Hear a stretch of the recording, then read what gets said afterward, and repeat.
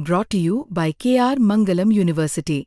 We provide you the platform to turn your dreams into reality. Give wings to your aspirations with KR Mangalam University. नमस्कार दोस्तों, आप crime तक देख रहे हैं। आखिर सोनम बेवफा क्यों हुई?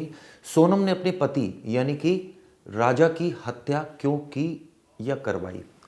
वजह क्या थी?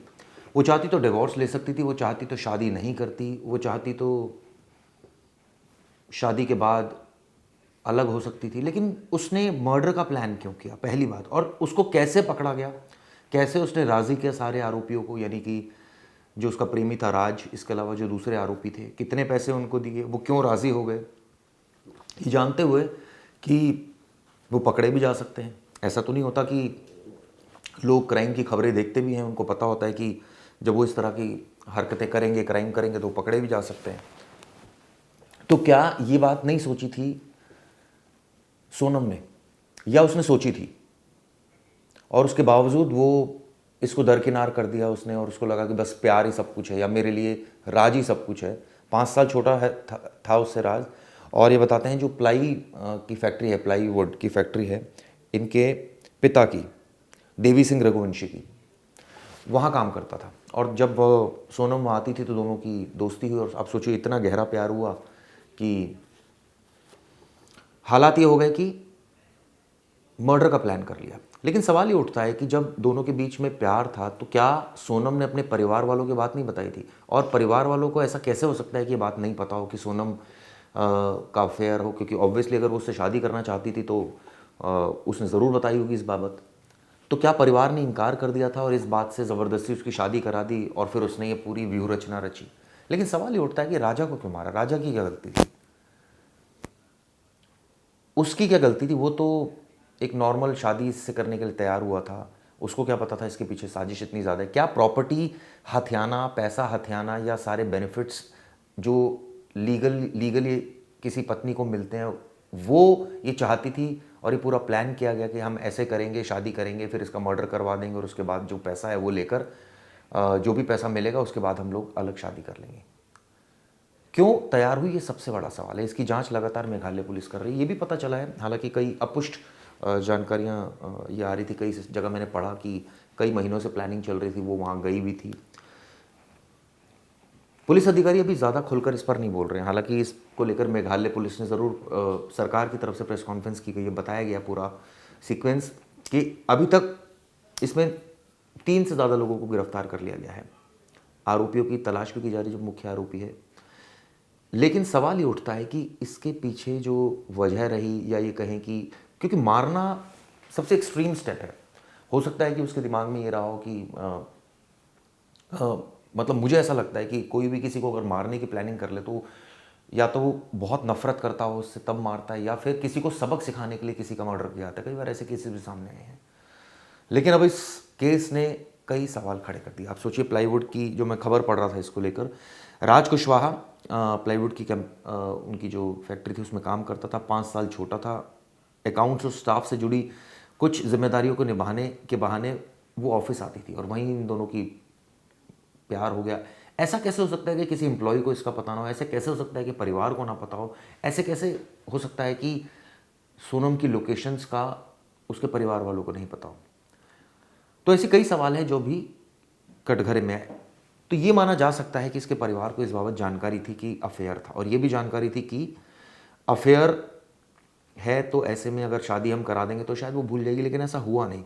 उसने, आप सोचिए, ये भी कहा जा रहा है, कई जगह मैं पढ़ रहा था, हालांकि ये भी अभी कॉन्फर्मेशन नहीं है, कि सुपारी दी, इतने पैसे दिए आरोपियों को, और उसके बाद उन्होंने इस तरह की घटना को अंजाम दिया। वो भी तैयार हो गए पैसों के चक्कर में। ये बात अभी तक सामने आ रही है। इस बीच देवी सिंह का एक बयान भी सामने आया। वो कह रहे हैं राज को मैं जानता हूँ, वो मेरे पास काम करता था, लेकिन ये वही राज है या ये मैं नहीं कह सकता। वह तो पहले भी था, आज भी है। ये बताते हैं कि 11 मई को, हम सबको पता है, शादी हुई, फिर इंदौर गए, वहाँ से फिर ये मर्डर प्लान किया गया। और बाकायदा आप सोचिए, आनंद नाम का जो आरोपी था उसने मारा। ये भी पता चला है कि जो एल्बर्ट था, जो कि एक गाइड था, उसने दावा किया था कि 23 को सोनम और राजा को 3 और लोगों के साथ ट्रैकिंग करते हुए देखा था। तो कैसे ये धोखे से पीछे थे उसके, या दोस्ती करा दी थी सोनम ने कुछ कहकर, ये भी सोचने वाली बात है और इसके लेकर भी अभी जांच चल रही है। जांच में भी बात सामने है कि उन्होंने BHA भा मानसाई नाम के गाइड को हायर किया था और सिपाया होम स्टे में रुके थे। वो सिपारा गाइड के अनुसार 23 मई की सुबह जब कपल चढ़ाई कर रहा था तब उनके साथ कोई गाइड नहीं था। तब ये सवाल खड़ा होता है कि बाकी 3 लोग कौन थे। ये उस समय भी सवाल खड़ा हुआ था और इन 3 लोगों की मिस्ट्री भी आसपास घूम रही थी। शुरुआत में हमने जब ये वीडियो बनाई तो ऑब्वियसली पुलिस को घेरा, सरकार को घेरा और ये कहा कि बॉडी नहीं मिल रही, लेकिन साथ में एक बात और मेंशन की थी कि अगर वो जिंदा है तो फिर तो गलती नहीं होगी प्रशासन की। तो आज वही बात साफ हुई और आप सोचिए 6-7 दिन ही भागती रही और अचानक प्रकट हो जाती है, अपने भाई को फ़ोन करती, फिर इसका भाई इन्फॉर्म कर देता है। डर की वजह से ऐसा हुआ या फिर इसको ऐसा लगा कि भाई अब मेरा कुछ मैं मतलब फंस गई हूँ और ऐसे में बहुत मुश्किल है मेरे लिए आगे प्रोसीड करना, तो क्या इस वजह से हुआ। ऐसी तमाम चीज़ें हैं जो अभी जांच के दायरे में इससे जांच की जा रही है। इसका एक फुटेज भी आया है, वहाँ पर ये बड़ी सहमी हुई है, डरी हुई है। ऐसे में जो पुलिस अधिकारी हैं, साइकेट्रिस्ट हैं, उनका भी कहना है कि उनकी मौजूदगी में पूछताछ होगी, लेकिन अभी थोड़ा सेटल होने, क्योंकि अभी बिल्कुल फ्रेश मामला है, पकड़ी गई है, तो हो सकता है इमोशनल टेंट्रम में अभी कुछ ज़्यादा बयान ना करें। और तो इसलिए वेट किया जा रहा है कि वो नॉर्मल हो और उसके बाद उससे पूछताछ की जाए। लेकिन इस मामले ने कई सवाल खड़े कर दिए। मैं देख रहा था सोशल मीडिया पर कई सारे मीम्स चल रहे थे, उसमें ये कहा जा रहा था कि भाई अब ऐसी लड़कियों से शादी करते हुए बड़ा ध्यान रखें। देखिए ऐसा कुछ नहीं है। हालांकि ये बात सच है कि ऐसे बहुत सारे केसेस आ चुके हैं। मुस्कान या और रैया कांड आया था, ये वाला कांड हो गया जिसमें जो बीवी हैं, हमने अतुल सुभाष का मामला भी देखा था, हालांकि वो तो आत्महत्या के लिए उकसाने का मामला था। तो इस तरह के कई मामले सामने आ चुके हैं जिसमें अब जो लेडीज़ हैं वो एक प्रोमिनेंट रोल निभा रही है क्राइम करने में। तो ऐसे में ये भी सवाल खड़ा हो रहा है कि भाई शादी, जो कुंवारे लोग हैं वो डर रहे हैं और वो सोच रहे हैं कि भाई हम शादी करें तो ऐसा ना हो कल को हमारी बीवी भी इस तरह के आ जाए। देखिए केसेस तो पहले भी ऐसे होते थे, आगे भी मुझे नहीं पता होंगे नहीं होंगे, लेकिन ये होते रहे हैं पहले भी। तो ये तो इंडिविजुअल पर्सनैलिटी पर डिपेंड करता है, सर्कमस्टांसेस पर डिपेंड करता है। लेकिन एक बात बहुत सच है, वो ये है कि इस तरह के कोई भी आरोपी आप उठाकर देख लीजिए, कोई भी केस, मेरी नज़र में शायद ऐसा कोई भी केस नहीं जिसमें आरोपी पकड़े ना गए हों। तो ये करने का कोई फ़ायदा नहीं है। आप आज नहीं तो कल पकड़े जाएंगे और जब पकड़े जाएंगे तो आप जेल जाएंगे, जब जेल जाएंगे तो आपकी ज़िंदगी ख़राब, परिवार की ज़िंदगी ख़राब। लेकिन लोग ये नहीं सोचते उस समय, तो उनको ऐसा लगता है कि बस ये सब कुछ हम कर लेंगे। आप सोचिए, मैं कई जगह पढ़ रहा था, ये लोग वहाँ गए, वहाँ इन्होंने देखा कहाँ CCTV नहीं है और ऐसी सुनसान जगह पर मार दिया।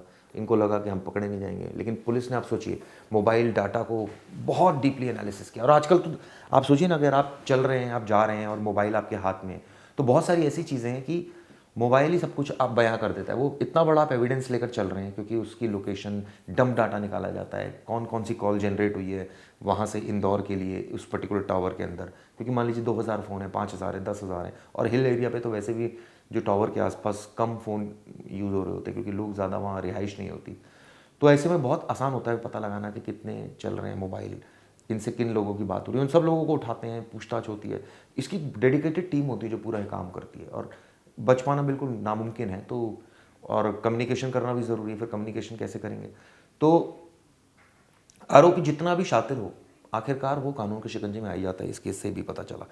खैर, ये वीडियो आपको दोस्तों कैसी लगी ज़रूर बताइएगा। और मोबाइल से रिकॉर्ड से फिर एनालिसिस हुआ, फिर एक एक करके सारे आरोपी पकड़े गए और फिर जब एक पकड़ा जाता है फिर तो पूरी कड़ियाँ जुड़ती चली जाती है, पूरी कहानी खुल जाती है। और ठीक ऐसा ही हुआ। दबाव बहुत ज़्यादा था, ये कहें कि सोनम पर, इसीलिए उसने सरेंडर किया। ये वीडियो कैसी लगी ज़रूर बताइए।